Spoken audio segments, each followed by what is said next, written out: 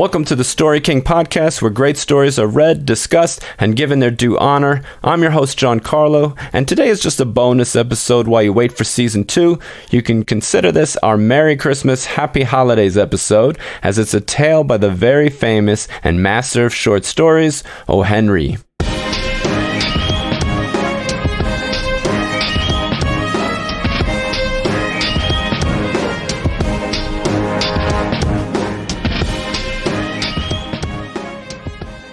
The one we're reading today is probably one of his more famous ones. It's called The Gift of the Magi. And here it is. $1.87. That was all. And 60 cents of it was in pennies. Pennies saved 1 and 2 at a time by bulldozing the grocer and the vegetable man and the butcher until one's cheeks burned with the silent imputation of parsimony that such close dealing implied. 3 times Della counted it. $1.87. And the next day would be Christmas. There was clearly nothing to do but flop down on the shabby little couch and howl, so Della did it, which instigates the moral reflection that life is made up of sobs, sniffles, and smiles, with sniffles predominating. While the mistress of the home is gradually subsiding from the first stage to the second, take a look at the home, a furnished flat of $8 per week. It did not exactly beggar description, but it certainly had that word on the lookout for the mendicancy squad. In the vestibule below was a letterbox into which no letter would go, and an electric button from which no mortal finger could coax a ring. Also appertaining thereunto was a card bearing the name Mr. James Dillingham Young. The Dillingham had been flung to the breeze during a former period of prosperity when its possessor was being paid $30 per week. Now when the income was shrunk to $20, though they were thinking seriously of contracting to a modest and unassuming D. But whenever Mr. James Dillingham Young came home and reached his flat above, he was called Jim, and greatly hugged by Mrs. James Dillingham Young, already introduced to you as Della, which is all very good. Della finished her cry and attended to her cheeks with the powder rag. She stood by the window and looked out duly at a gray cat walking a gray fence in a gray backyard. Tomorrow would be Christmas Day, and she had only $1.87 with which to buy Jim a present. She had been saving every penny she could for months. With this result, $20 a week doesn't go far. Expenses had been greater than she had calculated. They always are. Only $1.87 to buy a present for Jim. Her Jim. Many a happy hour she had spent planning for something nice for him, something fine and rare and sterling, something just a little bit near to being worthy of the honor of being owned by Jim. There was a pier glass between the windows of the room. Perhaps you've seen a pier glass in an $8 flat. A very thin and very agile person may, by observing his reflection in a rapid sequence of longitudinal strips, obtain a fairly accurate conception of his looks. Della, being slender, had mastered the art. Suddenly she whirled from the window and stood before the glass. Her eyes were shining brilliantly, but her face had lost its color within 20 seconds. Rapidly she pulled down her hair and let it fall to its full length. Now there were 2 possessions of the James Dillingham Youngs in which they both took a mighty pride. One was Jim's gold watch that had been his father's and his grandfather's. The other was Della's hair. Had the Queen of Sheba lived in the flat across the airshift, Della would have let her hair hang out the window some day to dry, just to depreciate Her Majesty's jewels and gifts. Had King Solomon been the janitor, with all his treasures piled up in the basement, Jim would have pulled out his watch every time he passed, just to see him pluck at his beard from envy. So now Della's beautiful hair fell about her rippling and shining like a cascade of brown waters. It reached below her knee and made itself almost a garment for her. And then she did it up nervously and quickly. Once she faltered for a minute and stood still while a tear or two splashed on the worn red carpet. On went her old brown jacket, on went her old brown hat. With a whirl of skirts, and with the brilliant sparkle still in her eyes, she fluttered out the door and down the stairs to the street. Where she stopped, the sign read, Madame Sofroni, hair goods of all kinds. 1 flight up, Della ran and collected herself, panting. Madame, large, too white, chilly, hardly looked the Sofroni. Will you buy my hair? Asked Della. I buy hair, said Madame. Take your hat off and let's have a sight at the looks of it. Down rippled the brown cascade. $20, said Madame, lifting the mass with a practiced hand. Give it to me quick, said Della. Oh, and the next 2 hours tripped by on rosy wings. Forget the hash metaphor. She was ransacking the stores for Jim's present. She found it at last. It surely had been made for Jim and no one else. There was no other like it in any of the stores, and she had turned all of them inside out. It was a platinum fob chain, simple and chaste in design, properly proclaiming its value by substance alone and not by meretricious ornamentation, as all good things should do. It was even worthy of the watch. As soon as she saw it, she knew that it must be Jim's. It was like him, quietness and value. The description applied to both.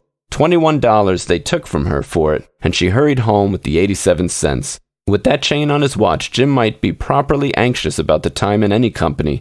Grand as the watch was, he sometimes looked at it on the sly on account of the old leather strap that he used in place of a chain. When Della reached home, her intoxication gave way a little to prudence and reason. She got out her curling irons and lighted the gas and went to work repairing the ravages made by generosity added to love, which is always a tremendous task, dear friends, a mammoth task.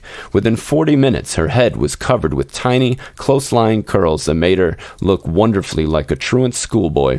She looked at her reflection in the mirror long, carefully and critically.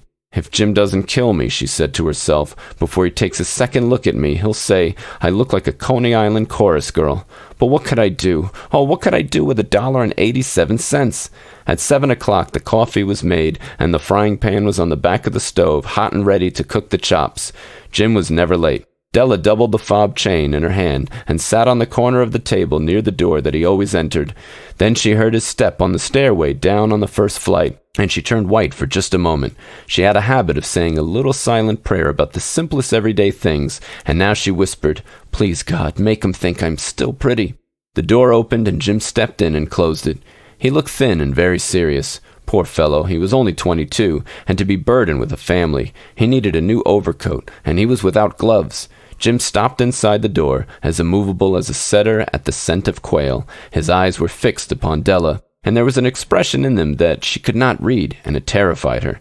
It was not anger, nor surprise, nor disapproval, nor horror, nor any of the sentiments that she had been prepared for. He simply stared at her fixedly, with that peculiar expression on his face. Della wriggled off the table and went for him.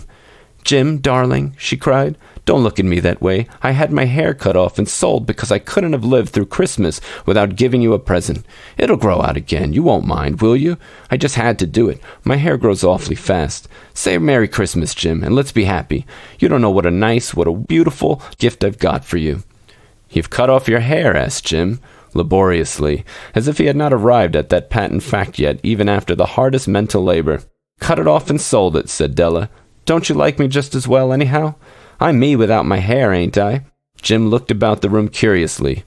"You say your hair is gone?" he said, with an air almost of idiocy. "Here, you needn't look for it," said Della. "It's sold, I tell you. Sold and gone, too.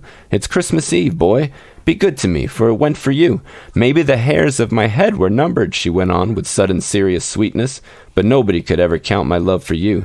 Shall I put the chops on, Jim?" Out of his trance, Jim seemed quickly to wake. He enfolded his Della. For 10 seconds, let us regard with discreet scrutiny some inconsequential object in the other direction.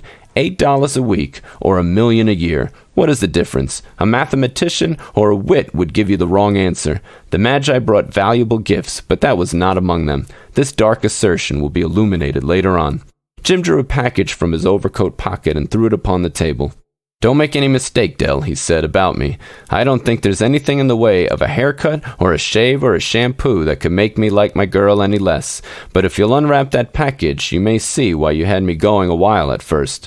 White fingers and nimble tore at the string and paper, and then an ecstatic scream of joy, and then, alas, a quick feminine change to hysterical tears and wails, necessitating the immediate employment of all the comforting powers of the Lord of the Flat. For there lay the combs, the set of combs, side and back, that Della had worshipped long in a Broadway window.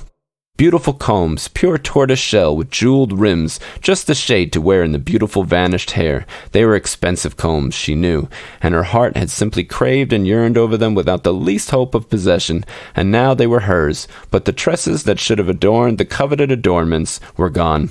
But she hugged them to her bosom, and at length she was able to look up with dim eyes and a smile and say, "My hair grows so fast, Jim." And then Della leaped up like a little singed cat and cried, "Oh, oh!" Jim had not yet seen his beautiful present. She held it out to him eagerly upon her open palm. The dull, precious metal seemed to flash with a reflection of her bright and ardent spirit. "Isn't it a dandy, Jim? I hunted all over town to find it. You'll have to look at the time 100 times a day now. Give me your watch, I want to see how it looks on it." Instead of obeying, Jim tumbled down on the couch and put his hands under the back of his head and smiled. "Dell," said he, "let's put our Christmas presents away and keep 'em a while. They're too nice to use just at present. I sold the watch to get the money to buy your combs, and now suppose you put the chops on." The Magi, as you know, were wise men, wonderfully wise men who brought gifts to the babe in the manger. They invited the art of giving Christmas presents. Being wise, their gifts were no doubt wise ones, possibly bearing the privilege of exchange in case of duplication. And here I have lamely related to you the uneventful chronicle of two foolish children in a flat who most unwisely sacrificed for each other the greatest treasures of their house. But in a last word to the wise of these days, let it be said that of all who give gifts, these two were the wisest. Of all who give and receive gifts, such as they are wisest. Everywhere they are wisest. They are the Magi. So that is The Gift of the Magi, a sweet story really about love and how no material thing is worth more than love. I really enjoy how playful O. Henry is. In the beginning, there's this line, "There was clearly nothing to do but flop down on the shabby little couch and howl, so Della did it." There's a lot of funny lines like that. Also, if you notice, he often talks directly to the reader. This is called breaking the fourth wall. It's really a stage term for when an actor in a play would talk directly to the audience.